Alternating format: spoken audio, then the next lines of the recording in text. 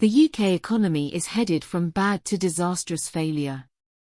Surprise greeted the most recent forecast from the Bank of England, which predicted a 15-month recession, inflation well into double digits, and worse, the sharpest decline in living standards ever recorded.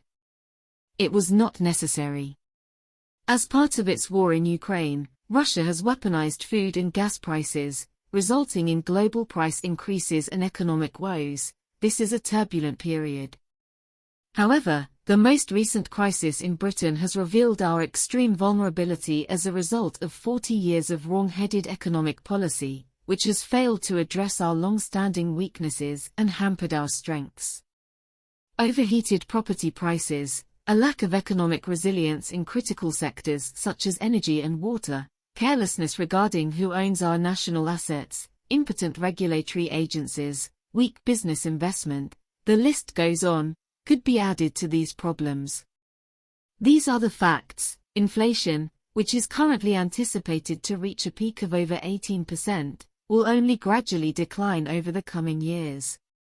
By 2024, the overall price level will be about 15% higher than what was predicted in the fall of 2021, a prediction that is already way out of date. The Bank of England anticipates 5 recessionary quarters that will continue into the final 3 months of 2023. Britain's performance on these 2 measures will be the lowest of the G7. As confidence plunges sharply, business investment is falling below its long-term average, while previously robust inward investment from overseas companies has stagnated due to Brexit. The loss of access to EU markets has had a devastating effect on exports, which have not been compensated for by growth elsewhere. Since March, sterling has lost more than 10% against the dollar. After the recent increase to 1.75%, officials at the Bank of England had hoped that interest rates would reach a peak around 3%. However, this seems unlikely as inflation rises and interacts with the currency's weakness. The market anticipates that rates will reach a peak of 4% in the coming year, but even that may be an underestimate given the need to support sterling and contain inflation. Beware, if the new administration mismanages economic policy by prioritizing inflationary tax cuts, poorly targeted assistance with energy bills, and ill-conceived, unproven deregulation to unshackle business, the recession may be much deeper and last for a longer period of time than the Bank of England's most recent forecast. The Resolution Foundation and the National Institute for Economic and Social Research both issue a warning that by the next election, the combination of falling living standards and severely inadequate income support could force well over 1 million families into poverty. According to a money-saving expert, the number could rise even higher depending on how much assistance the new government provides to households whose energy bills have skyrocketed. The National Health Service, NHS, is reeling with a record backlog of 6.7 million people waiting for treatment, including for acute and chronic conditions. As word spreads about the long waiting lists and how hard it is to even get an appointment with a general practitioner, people are worried about what might happen if they get sick.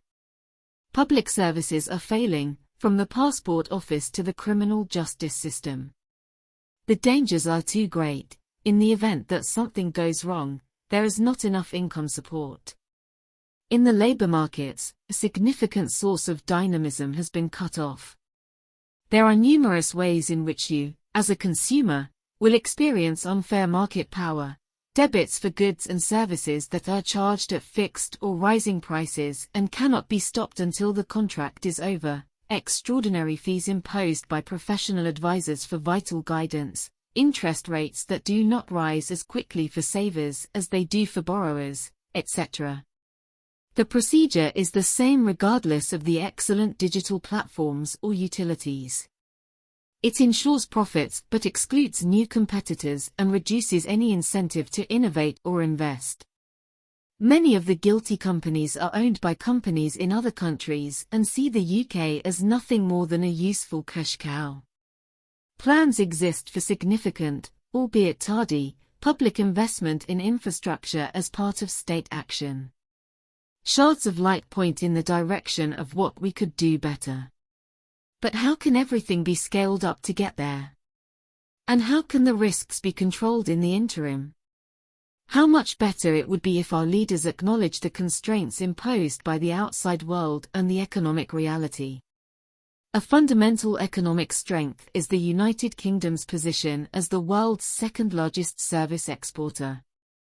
Amazingly, the Brexit agreement ignores British service exports in favour of zero tariffs on trade in goods, where the EU is strong. One of the most lopsided and self-destructive trade agreements ever signed by a major economic power is arguably this one. If not rejoining the single market, then at least negotiating a wide range of sectoral deals to the same end is the best way to restore as much access as possible to EU service markets.